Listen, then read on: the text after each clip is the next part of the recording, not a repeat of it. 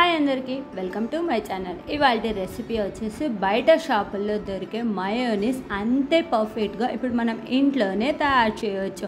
ఆలస్యం చేయకుండా ఎలా తయారు చేయాలో చూద్దాం. ముందుగా ఒక కప్పు పాలు తీసుకున్నాను, ఒక కప్పు ఆయిల్ తీసుకోవాలి. తర్వాత మిక్సీ జార్లో పాలను యాడ్ చేస్తున్నాను. ఇందులో ఒక స్పూను షుగర్ యాడ్ చేస్తున్నాను. ఇందులో కొద్దిగా ఉప్పు యాడ్ చేస్తున్నాను, రుచికి సరిపడినంత ఉప్పు. 1/4 ఆయిల్ యాడ్ చేసుకోవాలి.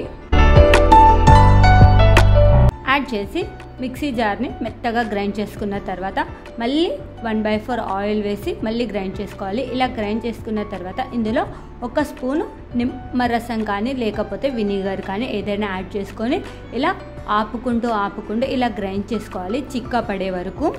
ఇలా మధ్య మధ్యలో ఆయిల్ యాడ్ చేసుకుంటూ ఉండాలి. చూడండి, ఇది కొద్దిగా నీళ్ళగా ఉంది, ఇంకొద్దిగా చిక్క పడే వరకు ఇలా గ్రైండ్ చేసుకోవాలి. ఈ విధంగా కొద్దిగా గట్టి పడే వరకు ఇలా గ్రైండ్ చేసుకోవాలి. ఇలా గ్రైండ్ చేసుకున్న తర్వాత ఈ మయోనీస్ని చల్లారనివ్వండి.